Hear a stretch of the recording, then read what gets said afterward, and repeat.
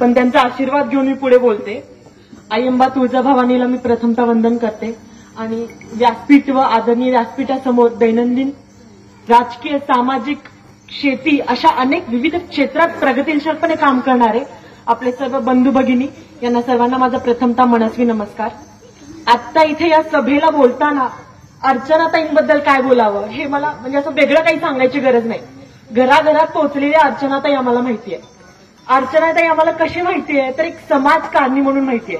एक समाजकार्य त्यांचं जे आधीपासून आम्ही उमेद अभियान असो किंवा विविध बचत गटांमध्ये महिलांच्या घराघरापर्यंत पोहोचलेल्या अर्चनाताई पाहिजे.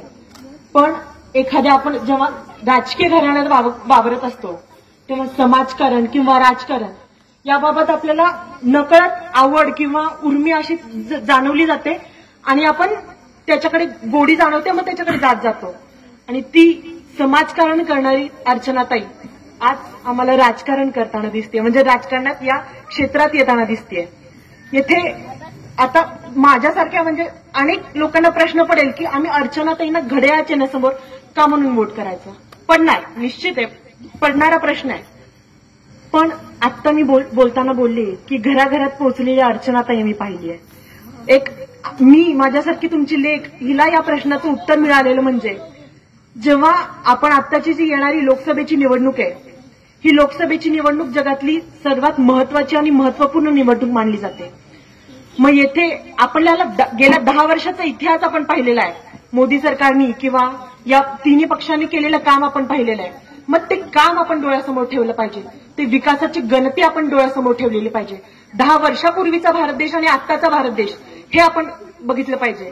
अध्यात्म असो किंवा अनेक क्षेत्रात असं कोणतंही एक क्षेत्र नाहीये जिकडे मोदीजींनी काम केलेलं नाहीये. म्हणजे अनेक विविध योजना राबवल्या जातात केंद्र सरकारकडून. आता मी योजनांची यादी बोलत बसले तर खूप वेळ जाईल, पण मी एक ठोकाठोकी आकडा सांगितला तर 740 पेक्षा जास्त योजना या केंद्र सरकारकडून राबवल्या जातात. आणि नुसत्याच राबवल्या जातात का तर नाही, त्याचा पाठपुरावाही वेळोवेळी केला जातो. मग अशा या सुशिक्षित असे जे मंत्रिमंडळ आपलं आहे तेथे आपल्याला आपली सुशिक्षित अर्चनाताई आपली उमेदवार म्हणून तिकडे आम्हाला नेऊन द्यायची आहे. जेणेकरून त्यांनी जे जिल्हा परिषदचं काम केलेलं आहे ते आपण आत्ताच दाजींनी सांगितल्याप्रमाणे ते त्यांनी जवळून अनुभवलेलं आहे, त्यांनी ते जवळून पाहिलेलं आहे. मग ते काम कुठेतरी एका मोठ्या लेवलला गेल्यावर आपला कार्यक्षेत्र वाढवून आपल्या महाराष्ट्रातील मराठवाड्यातील धाराशिव जिल्ह्याला विकास विकास विकास हेच धोरण ठेवून त्या नक्कीच कार्य करतील याचा आम्हाला हे आहे. आणि अर्चना ताई म्हणण्यापेक्षा मी त्यांना माई म्हणेन.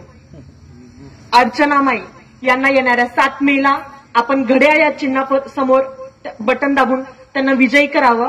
आणि मोदीजींनी जे स्वप्न पाहिलंय भारताला ग्लोबल हब बनवण्याचं जे स्वप्न पाहिलेलं आहे, भारतालाच नव्हे तर भारतातील प्रत्येक नागरिकाला आत्मनिर्भर बनवण्याचं जे स्वप्न पाहिलंय त्याच स्वप्नाची पूर्ती करण्यासाठी आपलं काम बनतं की आपण त्यांना पाठिंबा द्यावा आणि आपल्या भागातील ज्या आपले उमेदवार आहेत त्यांना आपण विजयी करावं आणि विकास विकास विकास हेच धोरण ठेवून घड्याळ चिन्हासमोर आपण 7 मेला मतदान करावं अशी मी तुम्हाला एक छोटी अपेक्षा व्यक्त करते आणि थांबते. धन्यवाद.